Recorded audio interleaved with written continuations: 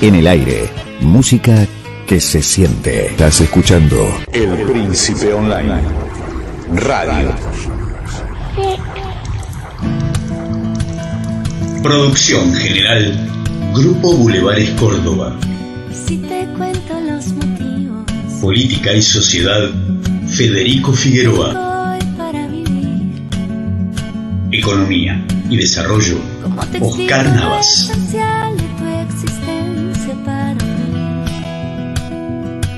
Ciencia al día. Llevas la luz de mi bandera. Carlos Gustavo Salas. Y el don de la sinceridad. Gremios y derechos humanos. Confío más en César Tous. lo que pueda imaginar. Investigación histórica. Adrián Carbonetti. No me importa para dónde vas. Yo voy sin mirar atrás. Si te tengo por delante. Salud y género. Gabriela Colera. Caminar, no me importa dónde vas. Quiero ser tu acompañante. Desarrollo agrario sustentable. Luis A Tonietti. veces pierdo los sentidos. Patria Grande. Fernando Blanco. Dando el tiempo de paz. TICs y redes. Fernando Saurrales. Quiero irme de este mundo con mil cosas por decir. Cultura y espectáculos.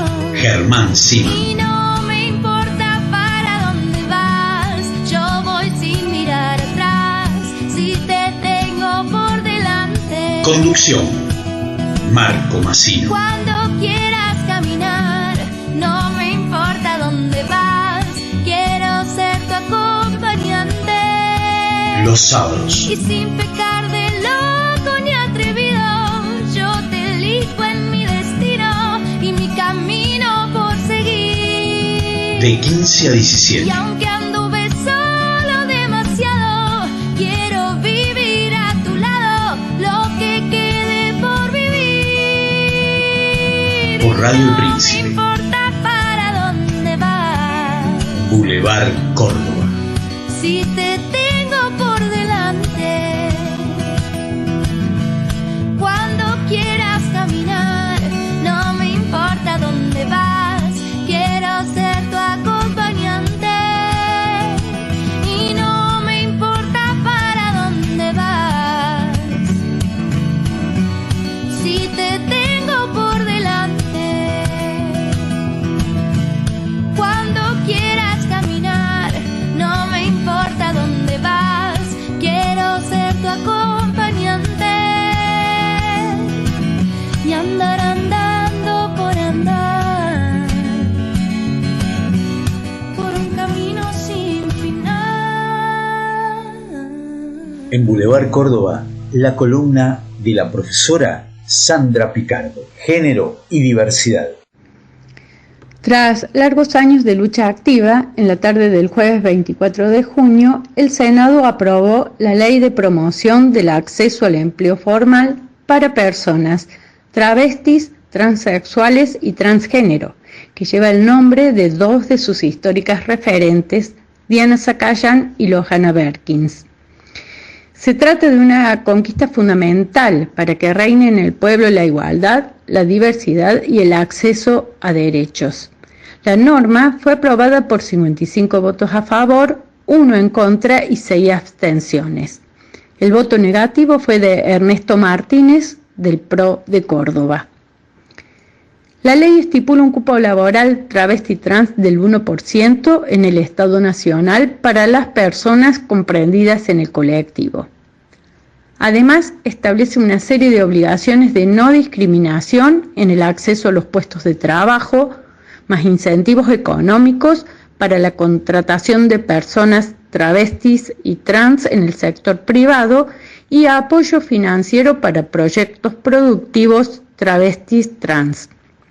Los organismos contemplados en la ley deberán promover acciones tendientes a la sensibilización con perspectiva de género y de diversidad sexual en los ámbitos laborales, con el fin de una efectiva integración de travestis, transexuales y transgéneros en los puestos de trabajo. Una vez aprobada la norma, Fuera y dentro del recinto, militantes del colectivo celebraron el nuevo avance en la ampliación de derechos tal como lo expresaran sus representantes. Cabe recordar que en nuestro país el colectivo travesti trans tiene una expectativa de vida de entre 35 y 40 años como consecuencia de la vulneración sistemática de sus derechos fundamentales. La falta de acceso a un trabajo registrado condena a la mayoría al ejercicio de la prostitución y, como consecuencia, a la violencia institucional y al deterioro de su salud integral, simplemente por su deseo de vivir según su identidad autopercibida. Esta norma representa un nuevo avance en la ampliación de derechos en el país, una medida fundamental para profundizar el camino hacia la igualdad iniciado por la Ley de Identidad de Género, dando lugar a una de las demandas más urgentes del colectivo travesti trans. Una sociedad justa es la que valora a las personas por sus capacidades, no por su sexualidad. Para finalizar, no nos olvidemos de Tehuel. Te seguimos buscando. El Boulevard Córdoba, esta intersección de pensamiento y reflexión cordobesa y argentina, tiene el enorme gusto y placer de contar con uno de los especialistas más encumbrados en materia médica y epidemiológica, como es el doctor y profesor Oscar Atienza. Hoy en Boulevard Córdoba presentamos al licenciado Federico Figueroa. Sanjuanino de nacimiento y cordobés por adopción, o como alguien dijo, como buen cordobés, no nació en Córdoba. Tenemos el gusto, placer para pensar, hablar de lo que nos está pasando con esta cuestión de la pandemia, cómo lo ve él como un especialista, como médico, como hombre, como padre de familia, lo que ha ido sucediendo. Le queremos ahora ceder la palabra a Oscar, al profesor Atienza, para que nos cuente. Doctor Atienza, ¿cómo estamos hoy en Córdoba? Bueno, ante todo, muy buenas noches, muchísimas gracias por la invitación. Es un placer poder charlar con ustedes. Es complejo el cómo estamos hoy, ¿no? Sobre todo en la provincia de Córdoba, una provincia que se viene complicando día a día. Lo veníamos anticipando desde hace mucho tiempo, veníamos anticipando que un poco el comportamiento que se intenta generar desde el gobierno se refleja en la sociedad. Lograr entender esta pandemia, ¿cuáles son los componentes que tiene esta pandemia? Uno de los componentes, y no sé si es el más importante, creo que es un poco el que desencadena toda la situación, es el virus. Un virus complejo, muy, muy complejo, con características inéditas, particulares y únicas, que muta y cambia las reglas de juego cada 15 días aproximadamente, ¿no? Empezamos a tener ahí algunos comportamientos que nos hace pensar y nos reescribe absolutamente todo lo que veníamos conociendo de este virus. El otro comportamiento es la sociedad que está confundida, bombardeada de distintos ángulos por distintos tipos de información. Allí tenemos de médicos que hablan de terraplanismo hasta periodistas que hablan y confunden, no sé si a propósito, si no fuese a propósito, tendría que pensar, al igual que los médicos que salen a hablar, que el nivel intelectual, el nivel académico, el nivel de lectura que tienen y el nivel de crítica es bastante precario como para poder confundir una vacuna como AstraZeneca y Covishield, que son lo mismo. Digo, ni siquiera se demoraron 2 minutos en buscar información y en leer. De modo que ese es un aspecto complejo. Y el tercer componente que tiene esta pandemia es la política. Política que está complicando absolutamente todo, porque está empezando a gestionar la pandemia con encuestas de marketing, viendo cuál es la sensación térmica de la gente, qué piensa la gente, y en base a eso actúan. Entonces, como resultado tenemos una pandemia de autogestión, que es un poco lo que está pasando en Córdoba. En Córdoba fue tan fuerte el discurso del gobierno de que Córdoba, con Córdoba el virus no iba a poder, que estaba todo bien, que todos los cordobeses iban a tener camas de terapia intensiva, que esto no era nada, que con un discurso constante de negación de la pandemia, que la mayor parte de los cordobeses tomó nota, y a partir de allí tenemos un desastre que prácticamente inmanejable, con una sociedad que en realidad se agarra de lo que le decía el gobierno, que le decía vamos a defender tus derechos individuales, pero acá está el problema, es que el problema de la salud que estamos teniendo es un problema de salud colectiva. Tenemos que hablar de derechos colectivos, no individuales, pero la gente creyó un poco eso. Entonces a partir de allí tenemos un montón de fiestas clandestinas y de un sistema de salud que está ya colapsado. El más grande de Latinoamérica. Tenemos 3.303 camas de terapia intensiva sobre un total de 11.000 que tiene toda la Argentina. La Argentina hay 23 provincias que tienen 8.000 camas y nosotros tenemos 3.300. El 34% en este momento, 34% de los internados de terapia intensiva de toda la Argentina son cordobeses. Hay 3.050 en este momento internados en terapia intensiva en Córdoba y hay unos 4.500 en las otras 23 provincias.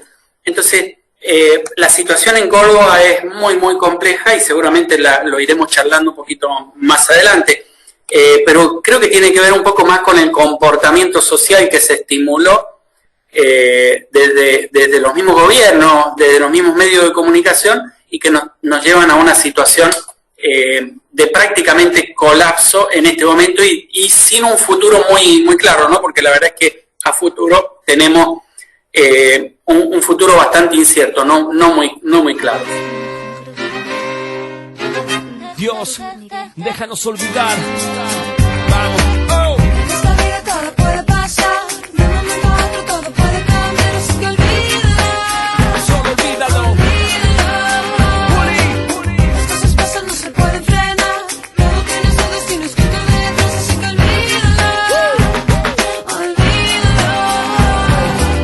Todos caemos, todos soñamos, todos pasamos por el dolor y con esfuerzo nos levantamos. Todos sabemos lo rápido que gira el destino, con la vida se inicia el juego divino infinito. La historia se repite en cada rostro, angustia que rebalsa de tus ojos. Deja de lado la furia, deja de lado el enojo. No olvides que tu sangre vale más que el oro, te lo imploro. Los verdaderos enemigos son el miedo y la injusticia. Estás atado al cuello esperando que alguien patee la silla. La silueta de Jesús marcada en el asfalto con tiza. ¿Qué pasa cuando la realidad te humilla? Y hay un niño sintiendo que su fe se cae. Necesita que alguien le hable, cómo explicarle que aunque su padre no está, lo siguen amando, que todo cambia y todo seguirá cambiando. En esta vida todo puede pasar, de un momento a otro todo puede cambiar, así que olvídalo. Las cosas pasan, no se pueden frenar, todo tiene su destino escrito en letras, así que olvídalo. ¿Cuál es mi fecha de expiración? Soy inmortal en esta canción como mi nación. Vuelvo a despertar atado de manos, sintiendo que todo lo que hago y digo es en vano. Hay gente maldita que te tira para abajo, pero sigo remando en este mar de villanos, estoy elevado. Espíritu mío, abre tus alas y vuela libre, con lo que sientes, con lo que escribes. La 9000 está cargada, apoyada en la cama al lado de mi almohada. Voy a defender a mi familia de tus amenazas, voy a pelear hasta morir, para que mis hijos libres puedan vivir. No quiero que me vean gritando sacado, no quiero que me vean vencido, drogado y tirado. Quiero que estén orgullosos de mí, que son lo que más amo, y que pase lo que pase, estaré a su lado. En esta vida todo puede pasar, de un momento a otro todo puede cambiar, así que olvídalo. Solo olvídalo. Oh. Las cosas pasan, no se pueden frenar, todo tiene su destino escrito en letras, así que olvídalo. Algunos guachos siguen cuestionando mi talento, porque mi apellido, porque no lo merezco. Una vez más les digo que me la chupen, y están los que se la tragan y los que la escupen. Y no me importa lo que digan, sé quién soy, lo que hago, y quien tenga dudas que se las mete en el O. Una vez más te lo demuestro en el escenario. Llegó el Dante, el diccionario, el mercenario. Quiero rapear y cantar, tocar la guitarra y saltar, y a los puristas evaporar una vez más. Y KB, no creo que vuelva, así que no pregunten más y pásenme la hierba. El futuro abrió sus puertas, rebobinen sus cabezas, vean mis goles en cámara lenta. Quien no experimenta con la música se alenta, hay que defenderse de lo que contra uno atenta. En esta vida todo puede pasar, de un momento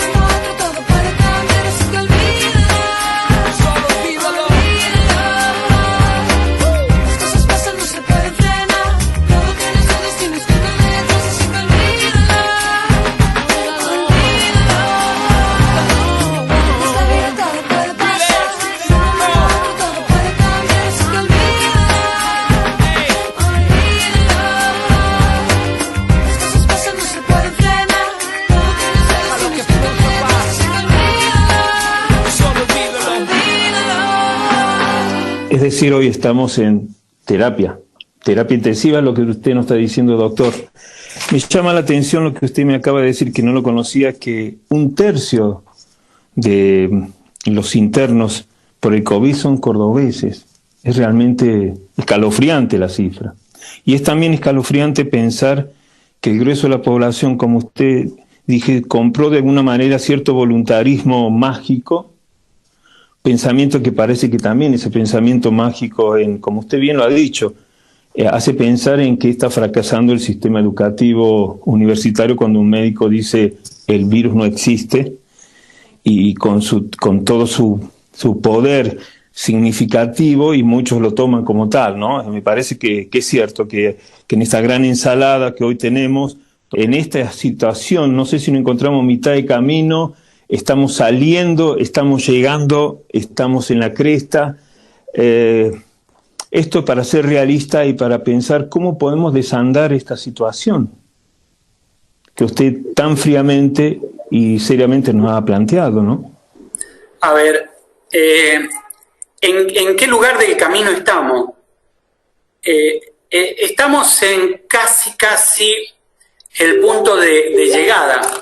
A ver, cuando hablamos de punto de llegada, les puedo decir que la Argentina está muy pronta a lograr lo que se llama la inmunidad de rebaño, porque tenemos ya casi 20 millones de dosis en suelo argentino, con algo de 18 millones de dosis aplicadas, con compromisos para compra en los próximos 40 días que van a superar las 12 a 14 millones de dosis que van a estar llegando, y eso es lo que necesitamos en la Argentina para lograr la inmunidad de rebaño, 30 a 32 millones de dosis aplicadas, efectivamente aplicadas, al menos con una dosis.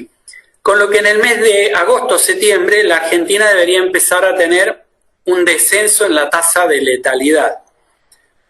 La gran duda, y aquí en donde juega uno de los componentes, es este virus que muta constantemente, y en este momento hay algunas mutaciones, algunas nuevas variantes que empiezan a preocuparnos, como la variante Delta. La variante Delta es una variante que tiene, en este momento se le han detectado entre 13 y 17 mutaciones. Para que tengan un punto de referencia, la variante P1 de Manaus tiene 2 mutaciones. La Delta tiene entre 13 ya detectadas y posiblemente sean 17 mutaciones. Lo que lo transforma en un virus prácticamente nuevo, totalmente distinto, con la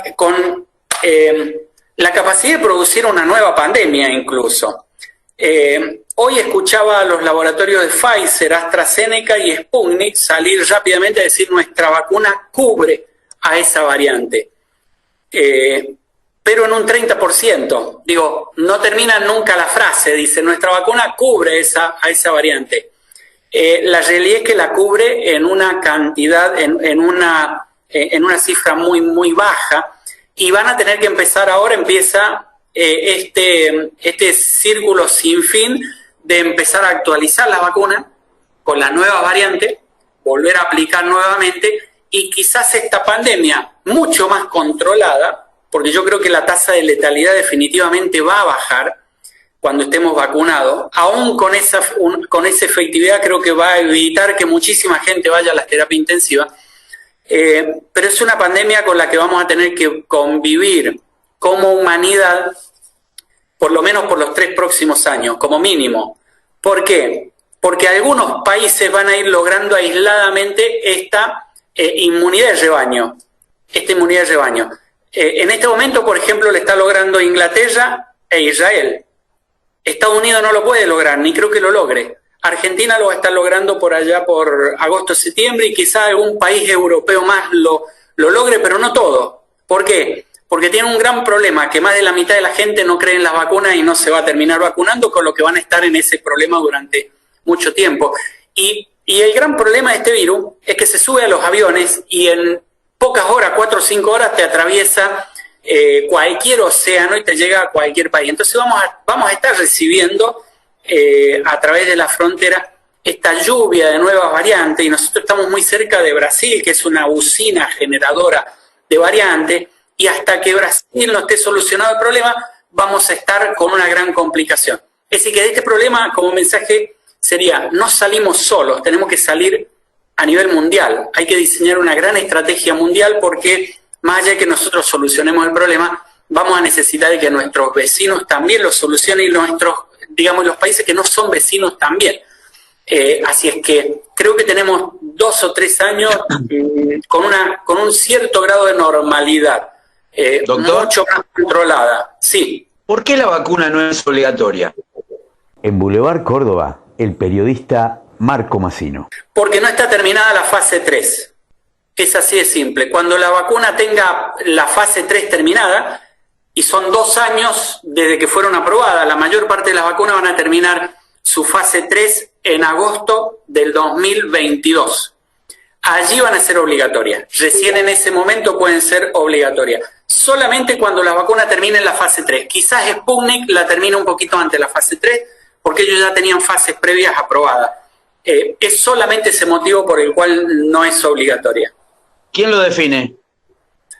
Lo definen cada uno de los estados, de modo que la OMS en esto no puede intervenir, no puede decir, pueden recomendar que sea obligatoria, pero cada uno de los estados decide si es obligatoria o no es obligatoria. Por ejemplo, en Estados Unidos no van a tener vacunas obligatorias porque tienen ahí un modelo ideológico totalmente distinto. Quizás en Inglaterra sí, porque tiene un sistema sanitario diferente, y a nivel latinoamericano lo más probable es que todos los países terminen poniéndola como obligatoria porque hay una gran adhesión a las vacunas. Yo estudio historia de las enfermedades y lo que estudié es que se parece mucho a esta pandemia es la pandemia de la mal llamada gripe española, la H1N1 de 1918-1919. Y en ese sentido, bueno, un poco la historia enseña. Uno puede ver en el libro que escribí junto con una colega, era justamente, un poco era aprender del pasado para entender en todo caso qué es lo que pasa con la pandemia. Lógicamente que yo lo vi desde una perspectiva social, y lo primero que en realidad esta es una frase de Armus, ¿no? De un historiador argentino, pero que trabaja en Estados Unidos, que dice, en realidad es más fácil escribir sobre una pandemia que vivirla. No obstante, digamos, bueno, esta cuestión también de los movimientos antivacunas existieron ya en 1918, 1919, ya existían esos movimientos, ¿no? ¿Cuáles son las probabilidades que nosotros tenemos de que ingrese la Delta? Y además, la otra cosa de lo que se está hablando es que podríamos tener una tercera ola para julio.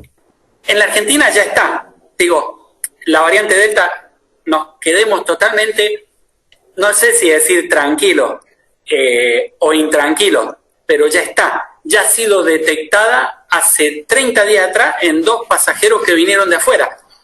Y créanme que no hacemos secuenciación genómica de todos los pasajeros que vienen de afuera, se hace por azar. Entonces se seleccionan algunos para hacer el muestreo y ya se detectaron 2. Hace 30 días, es decir que es posible que hayan pasado muchos pasajeros que no hayan sido secuenciados y no hayamos detectado esa variante, así que ya está circulando.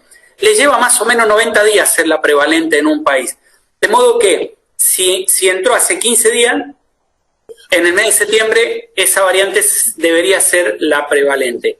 No importa que la gente se infecte, en el sentido de que si no muere. Digo, ese sería un muy buen escenario, pero la verdad es que tenemos que esperar por lo menos. Yo creo que esta variante es la que nos va a poner en jaque. Yo creo que es la que va a organizar la nueva tercera ola, que ya la empieza a tener Europa, incluso la está teniendo en el verano, ¿no? Porque ellos están en el verano ya y justo ahora les empieza a aumentar los casos, lo que preocupa mucho más, porque siempre la dinámica de aumento es en el invierno. En Argentina.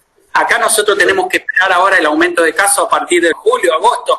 Ahí vamos a tener los grandes fríos, por eso digo cuando empieza nuestro invierno, porque el mes de julio vamos a estar complicados y yo creo que van a aumentar la cantidad de casos para esos días, ¿no? En breve, en 1 o 2 semanas, no más de eso.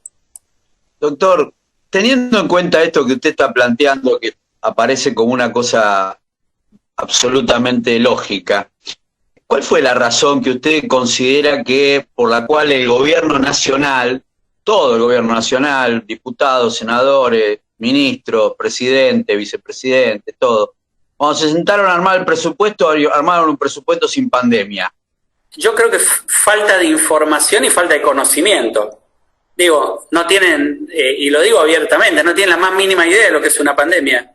Y ha quedado demostrado. ¿Y con qué quedó demostrado? ¿Los asesores, doctor? ¿Cómo los asesores? Y fíjate que la presencialidad escolar se puso en evidencia a partir de un video que hice yo de 8 minutos. Vieron el video y dijeron, mira, la presencialidad escolar es un problema. Y yo pensaba que tenían grandes equipos técnicos, y resulta que no. Resulta que un video de 8 minutos les tiró abajo todo lo que tenían sobre la presencialidad. Los equipos técnicos, yo te digo, y se enojan mucho conmigo, ¿no? No es lo mismo un especialista en epidemiología que un especialista en infectología. Son dos formaciones totalmente distintas. El infectólogo está preparado para tratar al paciente enfermo. El epidemiólogo está preparado para tratar la pandemia. Y este gobierno está demasiado influido por los infectólogos, que no tienen una mirada pandémica más amplia o geopolítica, porque para esto tenés que entender de política, tenés que entender del mundo. Vos podés predecir a partir del comportamiento de algunos presidentes cómo va a transcurrir la pandemia en su país. Y eso los infectólogos no lo tienen, porque el infectólogo está acostumbrado a manejar el enfermo. Y allí es donde creo que está el gran problema en la Argentina, que los equipos técnicos no están formados para manejar la pandemia. Lo han demostrado, creo que ha quedado claro. Todo lo que siempre has querido escuchar en una radio. Música, noticias, educación, información, orientación, compañía. Todo, completamente todo. Radio en vivo, El Príncipe Online. Pero volviendo más a la realidad local, cordobesa, porque vos señalaste que estamos prácticamente a un mes y medio de alcanzar el objetivo de 60-70% de gente, por lo menos con una dosis aplicada. En Boulevard Córdoba, Luis Tonietti. Eso nos pondría a nivel nacional en un nuevo panorama, siempre y cuando, por cierto, no ocurra en estos otros eventos con la variante Delta. Pero en el caso de Córdoba, la vacunación, ¿tendría algún efecto sobre esta situación de descontrol que vos describiste o no? Iría en paralelo. A ver, Córdoba la tenemos que analizar con un marco aparte. Yo diría que casi en el mismo marco que Santa Fe y que Mendoza. ¿Por qué? Esto es como ir en la ruta. Córdoba es una provincia que es compararlo con un auto que va en una ruta a 180 kilómetros por hora y creen que pisando el freno lo van a frenar al auto en 30 metros. No va a frenar Córdoba en 30 metros, va a frenar en 200 metros porque va a una velocidad mucho más alta que el resto de las provincias. En este sentido, vos la comparás con, por ejemplo, provincias como Catamarca, y Catamarca va a 50 kilómetros por hora, va a pisar el freno y va a frenar en 20 metros. A Córdoba le va a llevar mucho tiempo, de hecho, creo que le va a llevar mucho más tiempo que a cualquier otra provincia, porque acá el nivel de aceleración de casos es el doble que Uruguay, y Uruguay es el país que mayor cantidad de casos tiene en el mundo. De modo que podemos decir que Córdoba es el lugar del mundo con mayor cantidad de casos. El 10% de los fallecidos diarios son cordobeses. Entonces nos va a llevar un tiempo adicional a los cordobeses para poder frenar esta aceleración de casos. Y si en algún momento surge alguna variante en la Argentina, el lugar natural donde debería surgir es en Córdoba por la alta circulación de virus que tenemos, ¿no? ¿Cómo, perdón? Va a ser la variante Fernet con coca. Bueno, anoche estaba haciendo un vivo y la gente empezó a tirar nombres. Mirá, no te imaginas la cantidad de nombres que habían tirado, ¿no? Bastante ocurrente, así que no estaría mal ponerle la variante Fernet con coca. Te voy a sacar, Luis te puso en Córdoba, yo te saco de Córdoba. Hoy, en Boulevard Córdoba, presentamos al doctor Fernando Blanco. No, es por el tema de lo que empezó a circular ahora con respecto al virus originado en un laboratorio, con el tema chino. Yo creo que es otra que un poco se enmarca dentro de la guerra comercial entre China y Estados Unidos. Pero eso también da lugar a interpretaciones de tipo conspiracionista, ¿no? Que también alimentaron a todo lo que es el movimiento, diríamos, negacionista en general, ¿no es cierto?, donde incorporamos antivacunas, etc. ¿Qué opinión tenés con respecto a esa posibilidad del virus como producto de laboratorio en particular? Este virus es un virus que hizo un circuito natural, forma parte de la evolución natural que tienen todos los virus. Salta de especie en especie, y cuando salta de una especie a otra, te genera una pandemia. Y es lo que pasó con este virus.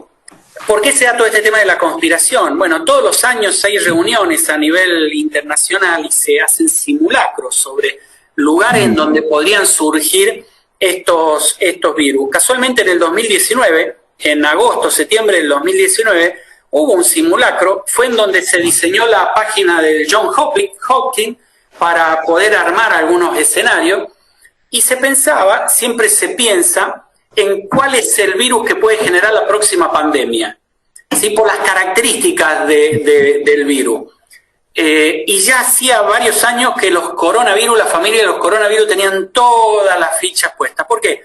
Porque hay una gran destrucción ambiental y hay un acercamiento entre las especies animales que antes no estaban cerca del hombre, que estaban más retiradas, hoy están mucho más cerca porque viven del hombre, se han acercado mucho a las casas, y allí se empieza a producir un intercambio de virus.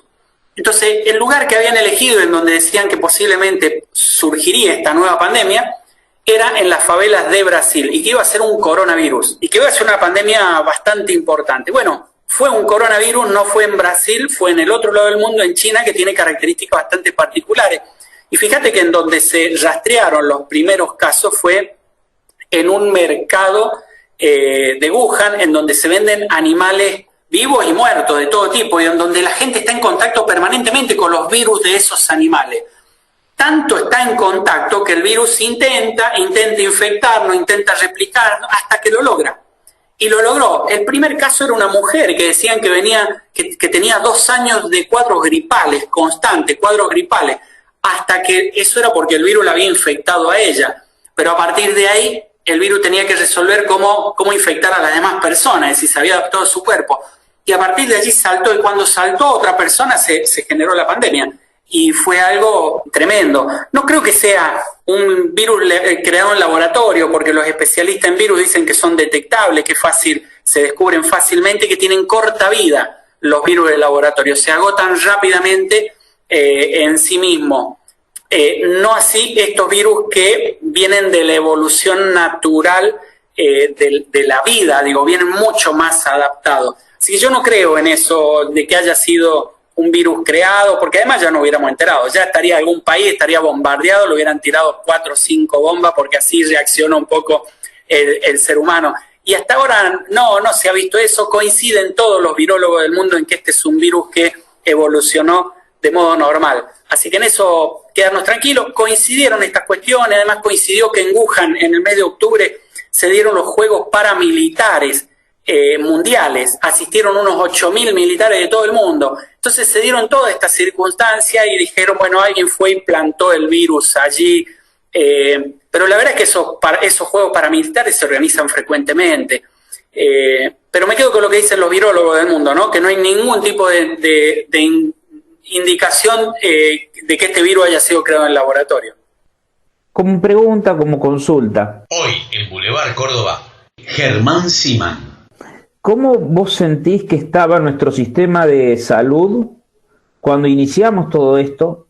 ¿Cómo nos encuentra ahora? Si se ha fortificado, si ha mejorado, si ha habido algunos cambios en la orientación, teniendo en cuenta que, según les comentaban en algún momento, faltaban médicos terapistas en su momento, y hacia dónde tendríamos que perfilar, o si habría que modificar nuestro sistema de salud, como aparentemente ahora lo estaba planteando Cristina, que está planteando una modificación del sistema de salud.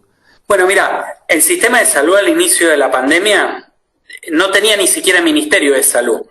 Y muchos dicen, pero había una secretaría. No, el estatus del ministerio ya te marca algo distinto. Digo, no teníamos Ministerio de Ciencia y sobre eso hubo que trabajar. Pero si mirabas hacia adentro del sistema sanitario, era un sistema de salud muy robusto, muy sólido, pero muy sostenido por el equipo de salud. A nivel de infraestructura, la verdad es que no hay grandes cambios desde el año 55, cuando Ramón Carrillo creó todos los hospitales en la Argentina. Recién ahora, entre el 2010 y el 2015, se crearon algunos hospitales más que ni siquiera llegaron a inaugurarse, ¿no? Habían 4 o 5 hospitales que habían quedado ahí sin inaugurar. De modo que nos agarró esta pandemia en pañales con el sistema sanitario. Con una gran cantidad de camas, porque en eso es un sistema de salud bastante amplio. Tiene muchísimas camas, pero está también muy disgregado. Es un sistema de salud que no tiene una conducción central. Está disperso y descentralizado en las provincias. Nación tiene una parte, las provincias tienen otra y los municipios tienen otra. No hay un hilo conductor, no hay alguien que rija y que lo organice. Es un sistema que el sistema de salud pública argentino maneja más o menos el 30% de la demanda de salud de la Argentina, y el otro 70% lo maneja el sector privado en la Argentina. Un sector privado que sí está bien, no le veo mayores problemas, pero está muy concentrado en los lugares, en los centros urbanos. Donde hay mucha gente, allí está. De modo que vos tenés mucha gente en el interior que tiene su obra social, que debería tener acceso al sistema privado, pero se atiende en el sistema público. Y allí empezás a ver que en realidad parte del sector privado se financia con el sistema público. Es decir, hay un gran caos en el sistema de salud argentino. Yo creo que hay que ponerle orden. Coincido con Cristina en que hay que hacer algo con el sistema de salud. No sé si el proyecto que ellos tienen, yo lo he leído, no sé si es el correcto, porque quiere avanzar, y la Argentina no sé si están dadas las condiciones. Quieren avanzar a un modelo como el de Canadá y el de Inglaterra, que serían lo ideal, pues son los mejores sistemas sanitarios del mundo, totalmente público, y se hace cargo el Estado, y el Estado decide dónde te manda. El problema en la Argentina es que si vos sacás del medio a todas las obras sociales administradas por los gremios, vos quitás esa barrera, pasás todo al nivel estatal, 2 años después te viene el liberalismo no le gusta el sistema de salud público, entiende que tiene que ser privado y le va a ser muy fácil poder privatizarlo. Entonces, ese es el gran temor que yo tengo en la Argentina. No tenemos un sistema político estable en el sentido de que pasamos de derecha a izquierda en 4 años. Eso no ocurre en Inglaterra, no ocurre en Canadá. El sistema sanitario no te lo toca nadie. Y acá mi gran miedo es eso, ¿no? Que le podamos facilitar toda esta historia al liberalismo, que no cree en el modelo de sistema de salud público, y ellos entienden que cada uno tiene que pagarse su propia salud. Ellos dicen, yo no tengo por qué pagarte tus gastos sanitarios, yo quiero pagarme los míos. ¿Hay que hacerle cambio al sistema de salud? Sí, muchísimos cambios. Pero hay que ir con mucho cuidado, ¿no? Porque las variables políticas en la Argentina son totalmente distintas al resto de los países. Así que yo iría con muchísimo cuidado. Doctor, una cosa que me gustaría profundizar de lo que dijo. Tengo dos preguntas pequeñas, pero hay una que me movió a algo que dijo recién.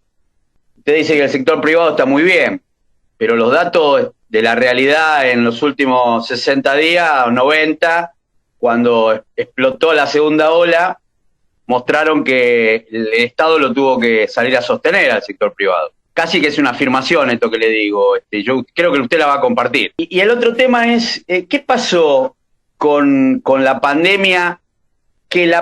Vamos a decirla de una manera para comprenderla. La primera etapa de la pandemia, si usted quiere, hasta diciembre, tuvo una explosión de casos importante, pero con un volumen totalmente distinto al que estamos viendo hoy. ¿Qué es lo que pasó acá? ¿Qué pasó acá? ¿Cómo se entiende? Bueno, primero comparto plenamente que el sistema privado de salud no pudo hacer frente a la situación.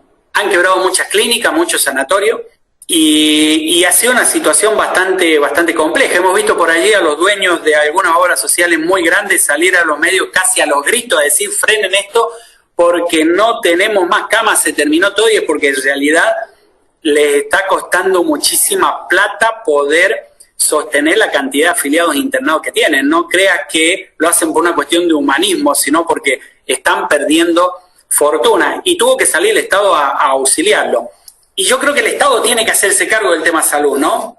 Yo creo que la discusión no es acá privado o público. Yo creo que hay que armar un sistema de salud sólido, que el Estado tiene que distribuir o tiene que decir a dónde va cada uno de nosotros cada vez que tenga un requerimiento, y que la plata no sea el marcador de diferencia entre un ciudadano y otro.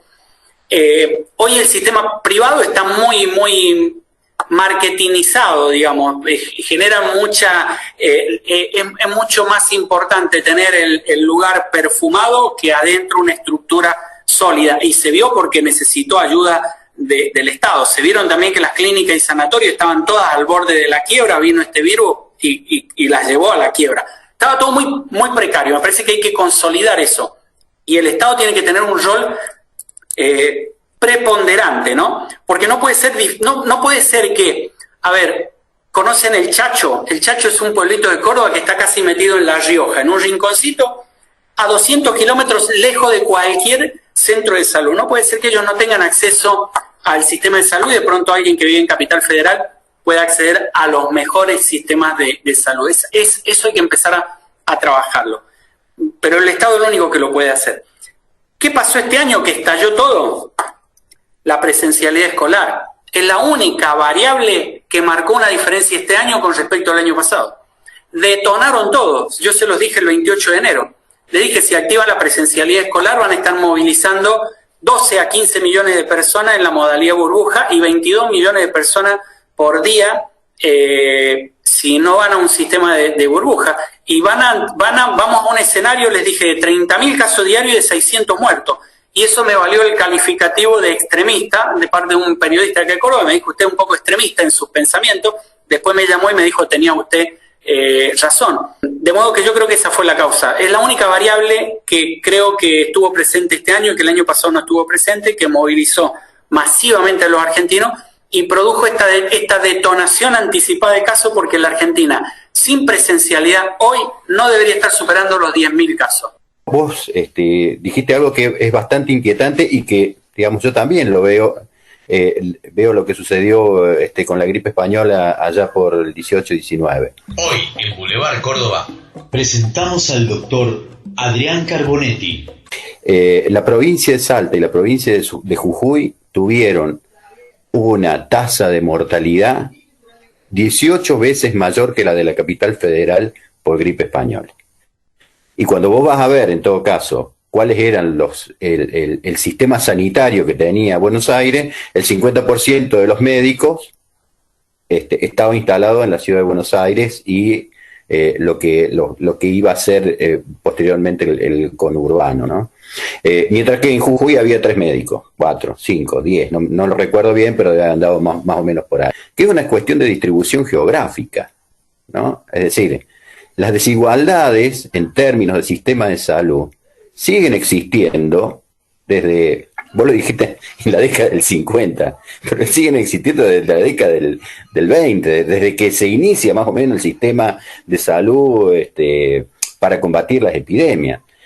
¿No te parece que debería haber, en todo caso, una mayor acción del Estado con una mayor distribución de recursos humanos en términos distritales y en términos geográficos, y además un mayor número de hospitales, instituciones que estén destinadas al tema de salud?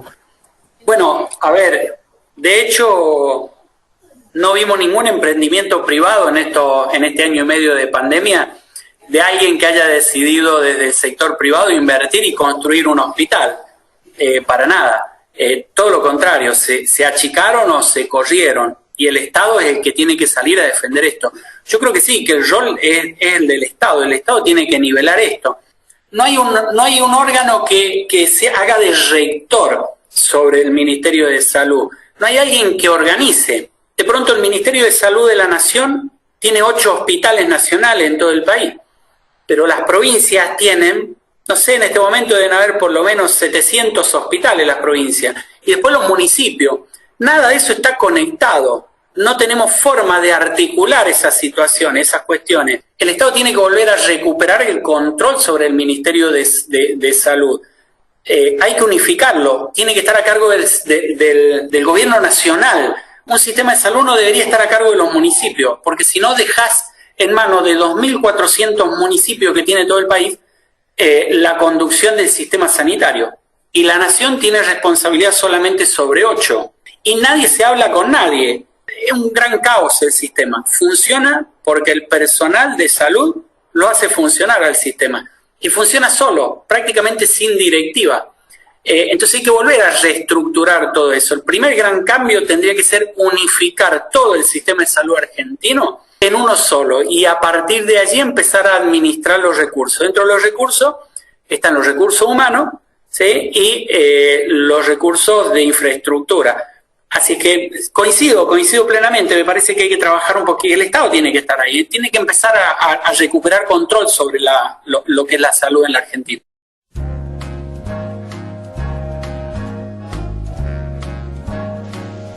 Producción general, Grupo Bulevares Córdoba. Columnistas: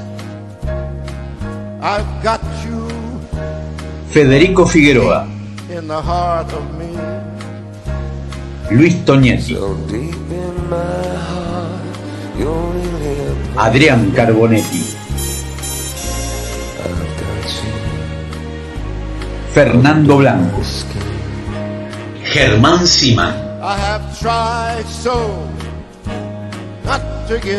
Conducción: Marco Massini. Never gonna go so well. But why should I try to resist when baby I know so well that I've got you under my skin. Boulevard Córdoba. I would sacrifice anything, come what might, for the sake of holding you near, in spite of a warning voice. Comes in the night, it repeats and it shouts in my ear. Don't you know, blue eyes, you never can win. Use your mentality, wake up to reality.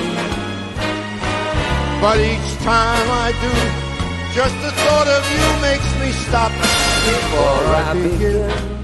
'Cause I've got you under my skin. Seguimos en Boulevard Córdoba y en la continuidad de esta tarde nos acompaña el doctor Oscar Atienza con muchas definiciones, ¿no? Muchas definiciones que me parece interesante recuperar. Esta idea que el equipo que acompañó y acompaña al presidente Alberto Fernández tal vez le faltó la mirada epidemiológica, según nos dice Oscar. Que la presencialidad en las escuelas fue el factor fundamental, el factor clave en la propagación y la escalada exponencial de los contagios. Que si esto vuelve y no se toman las medidas del caso, podemos tener un rebrote. Que finalmente, entre las destacadas de esta primera etapa de la entrevista, la nueva variante Delta va a ser prevalente en los próximos 60 días en la Argentina.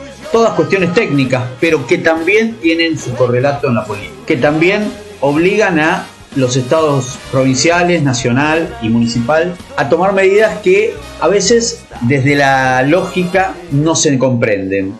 Y hay que empezar a leerlos en clave electoral. Las aperturas en la provincia de Buenos Aires, naturalmente la apertura en la ciudad de Buenos Aires como metodología permanente por parte de Larreta y su equipo de gobierno, y Córdoba, sin lugar a dudas, con un Schiaretti que en las últimas horas, según trascendió desde el Panal, dejaron en claro que no tienen nada que ver con ellos.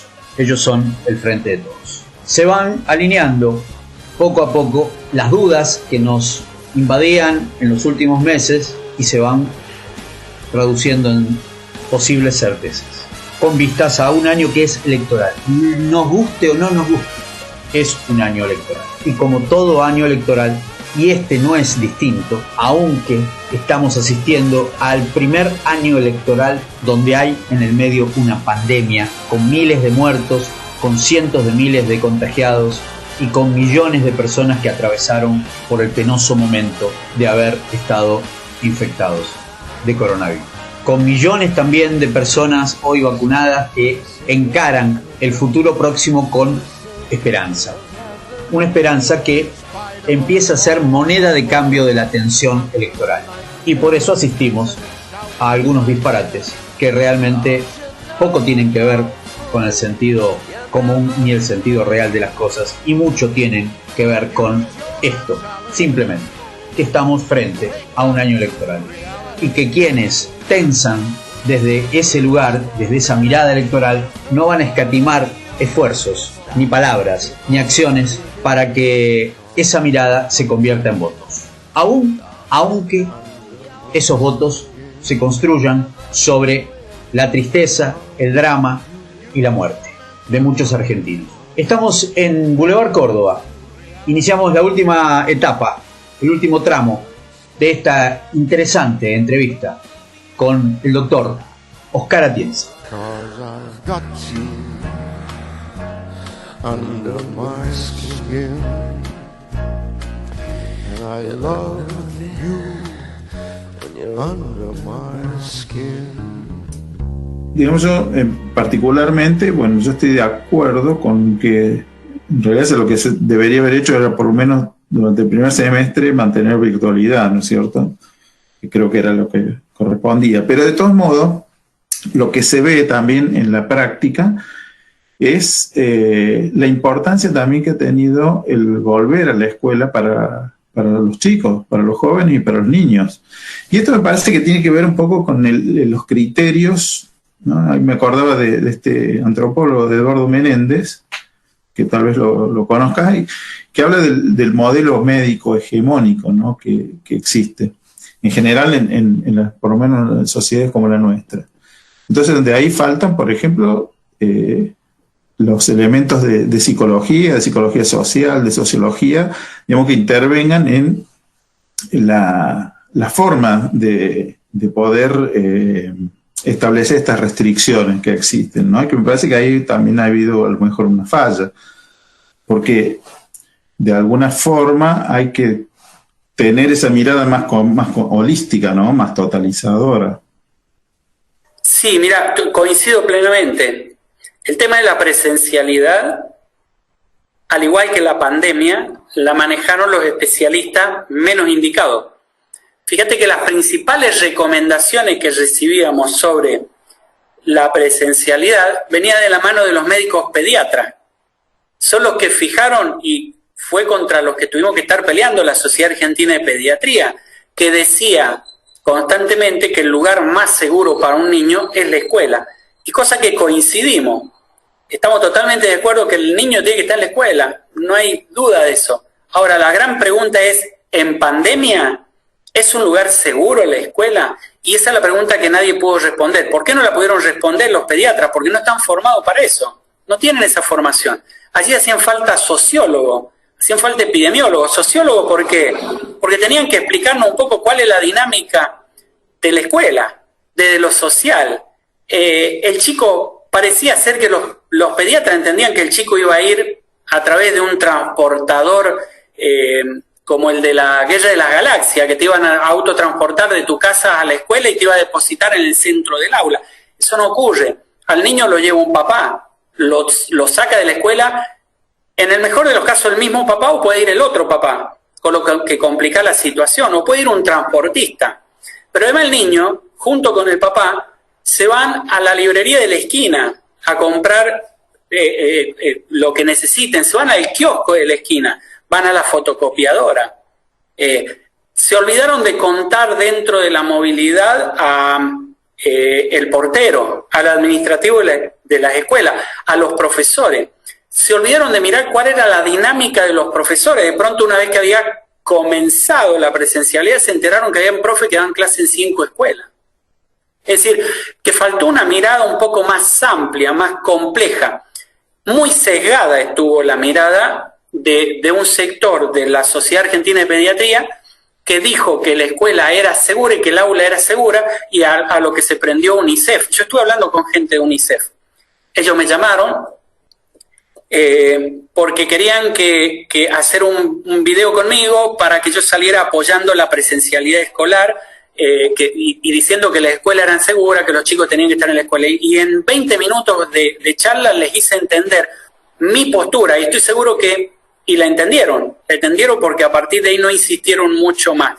Pero creo que hacía falta sociólogos, por ejemplo. Yo hablé con algunos de ellos y me explicaron algunas cuestiones que estaban relacionadas con la presencialidad escolar.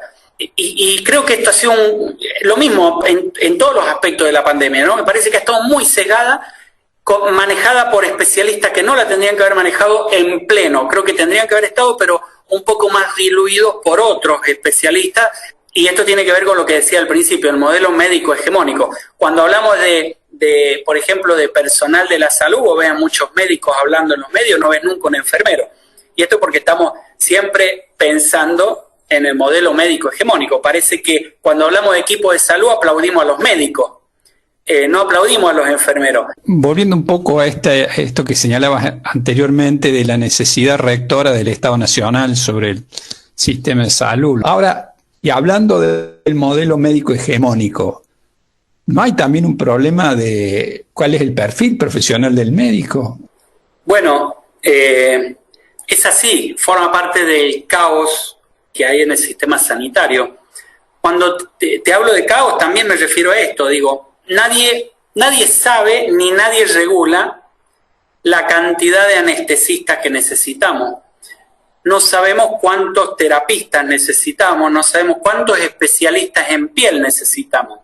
Fíjate que qué cosa importante, no tenemos epidemiólogos. De pronto vino la pandemia y nos dimos cuenta que no hay epidemiólogos.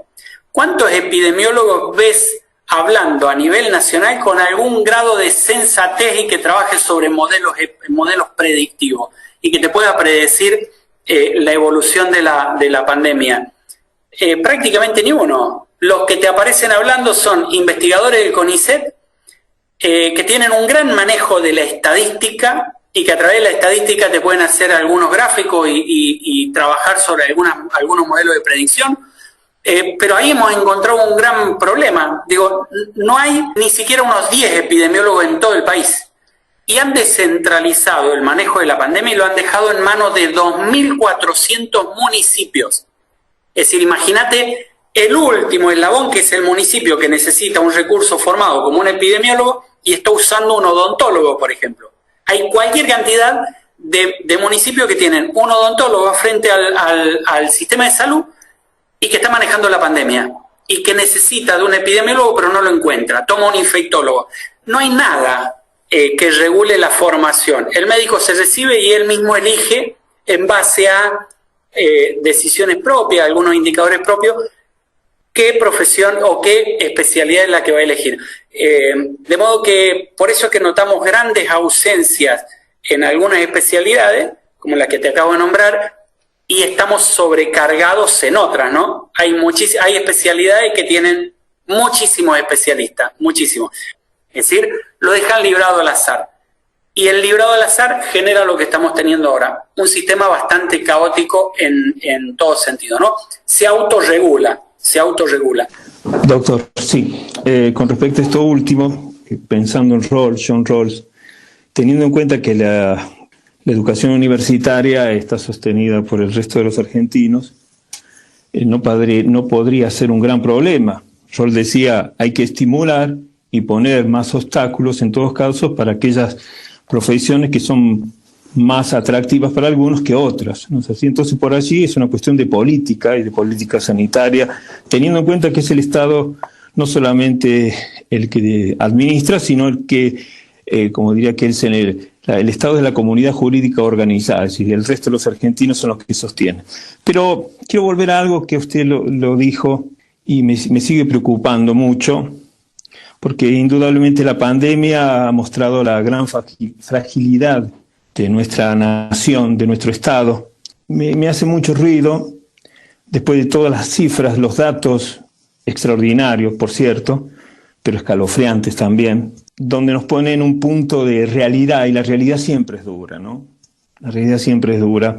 Usted, ¿cómo ve ese futuro pospandémico? Porque si llegamos a esa meta ficticia, va a ser circunstancial, porque como bien usted dijo, el SARS ha ido mutando, va a seguir mutando, y sus capacidades de mutación son fabulosas, casi como que nos está haciendo trampa todo el tiempo.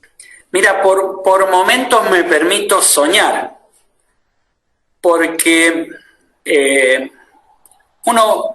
lo que logramos ver en este virus es que el mensaje es: se tienen que unir para poder vencerme.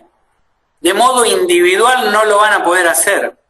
La Argentina puede solucionar su inmunidad de rebaño, como lo hizo Inglaterra, que transitó 2 meses con 1000 casos por día, con 0 fallecidos, pero de pronto abrió los aeropuertos y nuevamente le llegó el virus de la otra punta del mundo, ¿no?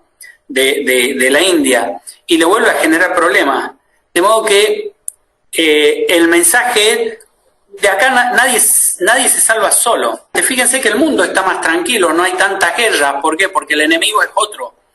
El virus nos obliga a pensar en un mundo distinto, que no sé si lo vamos a pensar, pero por lo menos nos obliga a pensarnos unidos. ¿Cuánto tiempo antes hemos tenido una comunicación tan fluida con países como Rusia o como China desde la Argentina o con la India? Eran escenarios prácticamente impensados eso. Hoy están abiertas las fronteras para poder traer vacunas y traer soluciones, y nos obliga a hablar con esos países que los teníamos antes como vedados ideológicamente, ¿no? Y políticamente.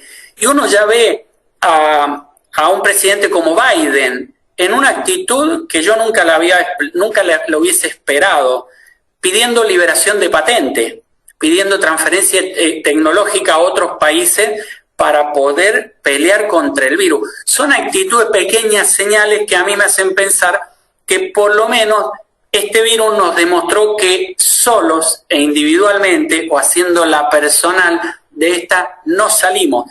Vamos a tener que salir entre todos. Se van a tener que, para solucionar este problema, se van a tener que sentar los 5 grandes líderes del mundo, 6 grandes líderes del mundo, y ponerse de acuerdo para confrontar con este virus y tratar de erradicarlo. Porque si no, nunca lo vamos a sacar del medio, va a seguir mutando y nos va a seguir complicando. Entonces, allí veo una esperanza, me parece que por lo menos nos marca algún otro camino. No sé cuánto irá a durar esto, pero veo allí un aspecto interesante, ¿no? Déjenme soñar por un ratito nada más, no creo que dure mucho, después volveremos rápidamente a las bombas, a la guerra, pero parece que ese es el camino, ¿no? Solo de esto no se sale. Hablando de guerra, ¿usted cree que tenemos en el horizonte una nueva clase política más vinculada con lo sanitario, con repensar este tipo de cuestiones que usted señalaba y que señalaba Federico y que señalaba Adrián, de qué manera la sociedad entiende la cuestión de la libertad, ¿no? La libertad como proyecto colectivo, la mía, pero dentro de un colectivo, o la libertad liberal o más ortodoxa, donde la libertad es mía y solo mía. Actualmente, una oferta electoral me estoy refiriendo, ¿no? Cuando digo clase política. Hay un lugar interesante, un nicho nuevo para transitar desde la política, desde la oferta electoral, para poner en funciones a legisladores, concejales, que tengan una mirada distinta de la política, que dejen de hablar de cosas que ya quedaron en el pasado y reinterpreten rápidamente el discurso. Yo creo que sí. Está pasando en el mundo. Uno ve la irrupción de nuevos modelos políticos que hace un año atrás nunca hubiéramos pensado que podían llegar a tomar el control del poder. El gran problema es que esto ocurre tanto en la extrema derecha como en la extrema izquierda. Están en jaque los dos modelos, dependiendo de quién gobierna. Si en un país gobierna la izquierda, está en jaque por la derecha, y si gobierna la derecha, está en jaque por la izquierda, y siempre son dos extremos, de modo que es preocupante. En la Argentina, yo lo que creo es que vamos a tener una oferta electoral en todo el país este año que va a estar marcada significativamente por equipos sanitarios y equipos que van a venir de esos sectores, porque son los que han tenido protagonismo un poco este año. Digo, vos lo ves a Quirós en Ciudad Autónoma de Buenos Aires, no tenés duda que va a ser candidato ese hombre. Digo, no hay duda. Y después tenés a nivel de provincia de Buenos Aires a un Nicolás Crepa, que también creo que ha tenido un protagonismo y que va a estar dentro de las listas. Y así en todas las provincias, ¿no? Yo creo que se viene una impregnación de las listas de parte del sector sanitario que me parece que va a ser interesante, y del sector científico, porque hay muchos científicos, la gente del CONICET creo que va a tener un gran espacio, porque además creo que la gente interpreta que no se manejó del todo bien la pandemia y que tenemos mucha gente brillante, que tendría que formar parte de quienes nos gobiernan, ¿no? Y sobre todo de quienes generan las leyes, que es en la Cámara de Diputados de la Nación. De modo que yo creo que sí, que tengo esa esperanza, ¿no? De que gente formada empieza a ocupar esos espacios, empieza a patear un poco el tablero político de quienes nunca hacen absolutamente nada, porque yo no vi un solo político, un solo diputado, un solo senador que saliera y defendiera a los ciudadanos en esta pandemia. Ni uno solo. La verdad que estuvieron todos guardados porque sabían que pagaban costo político. Ninguno quiso pagar el costo político y hoy tenemos un desastre en la Argentina. ¿Usted se ve ahí? Sí, yo me veo ahí. Sí, por supuesto. Ya lo he manifestado, digo, yo no ando con mucha vuelta. Yo ya dije, quiero ser candidato, porque además empezaron a medirme de los distintos tipos de partidos políticos. Todos decían, Atienza está conmigo, no, está conmigo. Y empezó el tironeo y dije, no, pará, yo voy a ser candidato, quiero ser candidato, pero no por un espacio. Yo creo que, a ver, no sé si comparten, pero creo que el pensamiento que tengo yo traspasa todo lo ideológico. Acá hay gente que piensa en lo sanitario como yo y que quiere un modelo sanitario como yo, y que es el electorado del PRO, del Frente de Todo, de Schiaretti, del peronismo, del radicalismo. Todos queremos un sistema sanitario diferente, distinto.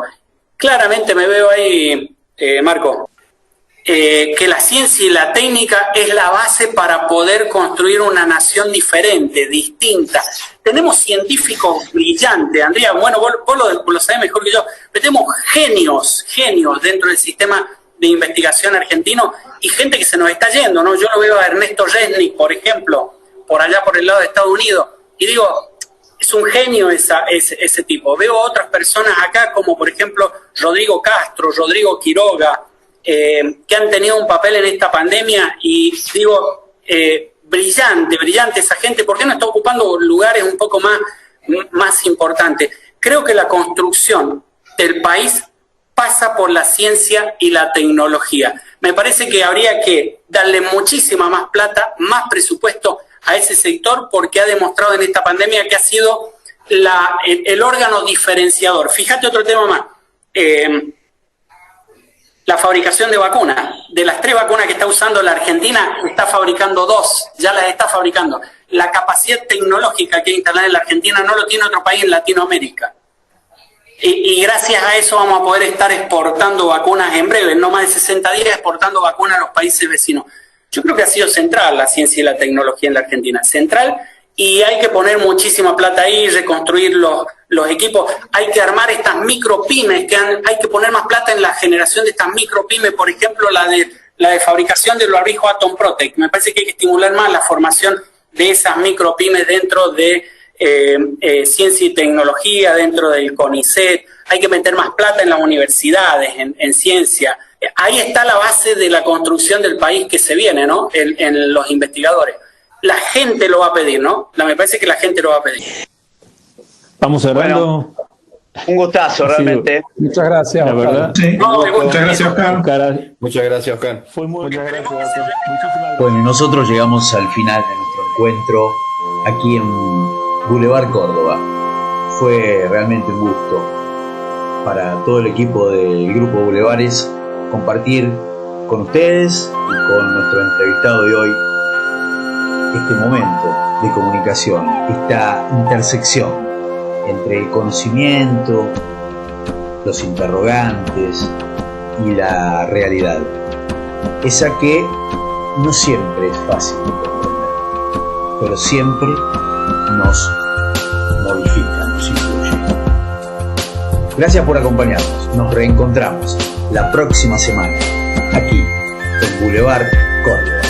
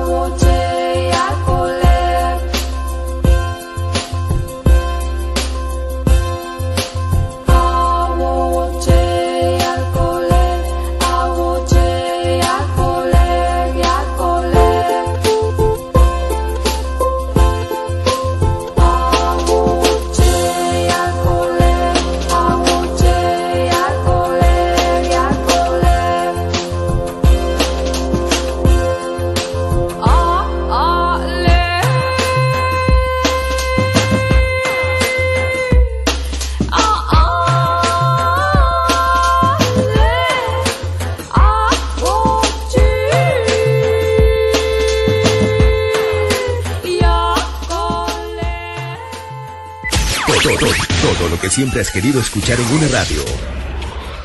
Música, noticias, educación, información, orientación, compañía. Todo, completamente todo. Radio en vivo.